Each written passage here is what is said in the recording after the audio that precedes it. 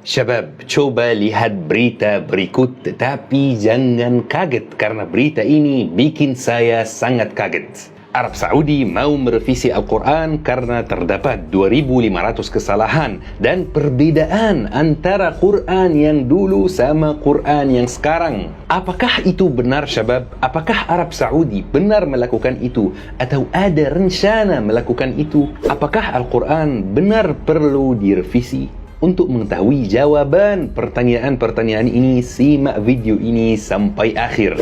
Syabab, Fuli mau bertanya dan syabab coba jawab sambil mendengar videonya. Nanti Fuli insyaAllah kasih jawaban yang benar. Kita sebagai orang Muslim, kita percaya pada Injil atau tidak? Injil itu adalah kitab suci agama Nasrani. Ayo pilih satu jawaban. Iya percaya, tidak percaya. Ayo bismillah teman-teman, coba jawab.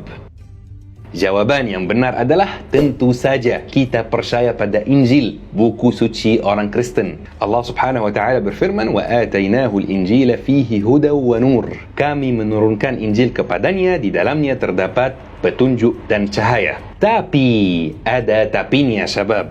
Orang Muslim juga percaya bahawa Injil yang diturunkan kepada Nabi Isa berbeda dengan Injil yang merupakan kitab suci saudara yang beragama Kristen. Ayo kita sekarang ngomong logika. Injil yang sekarang berbeda. Itu artinya saya percaya bahawa pernah ada Injil yang benar dan saya juga percaya pada Nabi Isa yang menerima Injil itu dari Allah. Ayo kita samakan konsep tersebut dengan agama Islam dan Quran.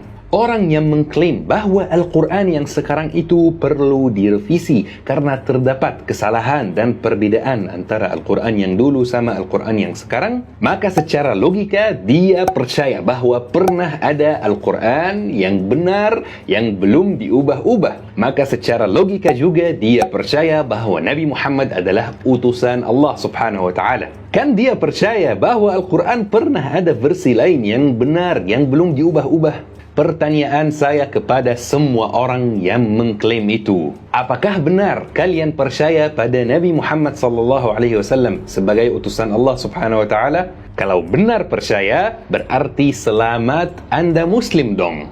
Berarti tidak usah lanjut video ini ya. Fuli menjelaskan ini semua teman-teman biar membuktikan kalau klaim mereka ini sangat tidak berguna. Kalau memang mereka bukan Muslim, apa urusan mereka dengan hal tersebut?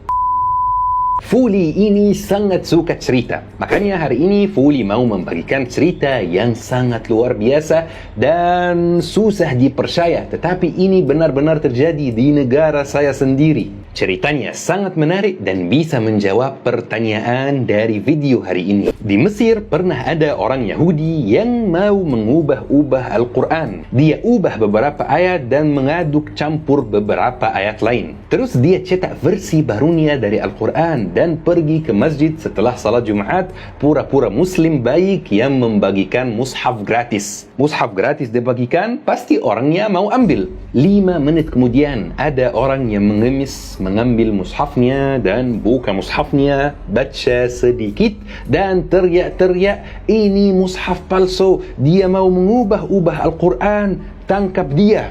Semua orang yang baru selesai salat Jumat itu berkumpul dan memukul orang Yahudi itu yang ingin mengubah Al-Quran. Syabab, coba bayangkan, yang cek mushafnya itu orang yang mengemis, orang awam yang tidak berpendidikan, hanya bisa membaca dan menulis, apalagi ulama mengecek mushafnya. Jadi syabab, kesimpulannya tidak ada yang berani mengubah-ubah ayat Al-Quran. Orang awam pun bisa cek, apalagi ulama. Tidak ada yang berani merevisi Al-Quran. Sekuat apapun dia tidak berani. Kalau kita sekarang naik pesawat bersama dan pergi ke Arab Saudi, nanya warga secara random, apakah benar pemerintah kalian bakal merevisi Al-Quran? Orangnya bakal tertawa keras. Karena berita ini syabab hanya ada di Indonesia, tidak ada di Arab Saudi syabab, bahkan tidak pernah disebut sekalipun di berita Arab Saudi atau negara Arab lainnya. Tidak pernah dibahas sekalipun di sosmed Arab Saudi atau di negara Arab lainnya.